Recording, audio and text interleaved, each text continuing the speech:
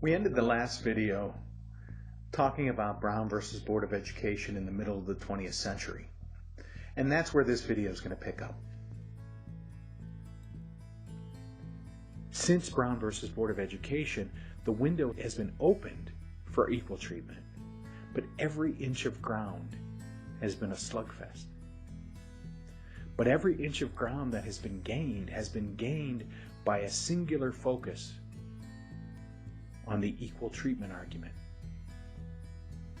You have to understand pragmatically in the last 2 generations what's been happening.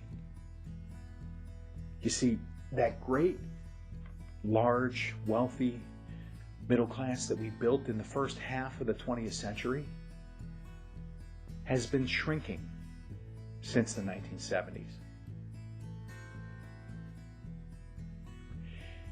And the wealth that was all accumulated in the middle at its peak in the 1970s has all been siphoned off and redistributed to the wealthiest people among us, to the 1%. And that happened right in front of us. So as African Americans were getting their first opportunity to join the middle class, to be upwardly mobile, that middle class was shrinking. That middle class that was dominated by white Americans was shrinking. So African Americans and Hispanic Americans and Asian Americans and other minority groups were all trying to push their way in to a shrinking circle. It's not hard to see how resentments came into being. But over the last 40 years, 50 years, while we have pushed for exclusion, the problem has simply gotten worse.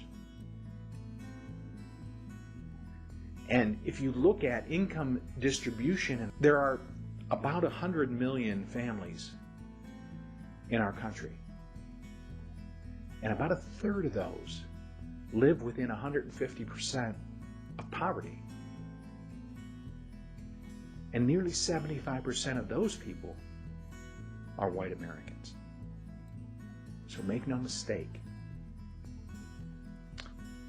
greed is like a virus. It doesn't care if you're white, if you're black, if you're Hispanic, if you're Asian. It just cares about hurting you and your family. George Floyd appears to be a tipping point. It's a tipping point in this way. Everyone has been brought into the same circle, pushing for inclusion instead of exclusion.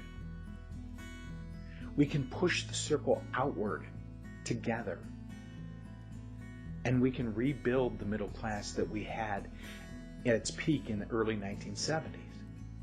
And we can have the largest, most wealthy middle class in the world again.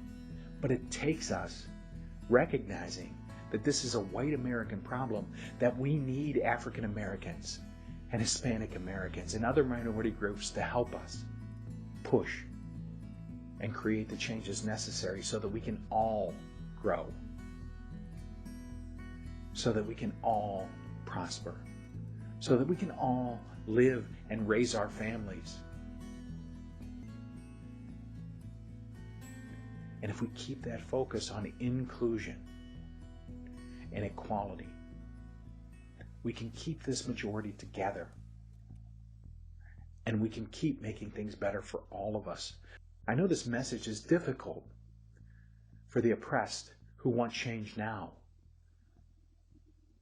But change quickly doesn't happen in our culture of government. It takes time. And it takes perseverance, and it takes a majority group that sticks together. Women have done it, and we can all do it as long as we recognize that what we're fighting for is equality. It can't be about exclusion. It can't be about the past. It can't be about racism. It can't be about reparations. It can't be about wanting more. All we can demand is equality. It starts today with Black Lives Matter. We can take these things on one at a time as long as we push for inclusion and equality. And in the end, hopefully we can update Thomas Jefferson. And we can come to a point where we can rewrite those famous words and say, we hold these truths to be self-evident, that all people are created and treated equal, that each is endowed with certain unalienable rights, and among those are life, liberty, and the pursuit of happiness.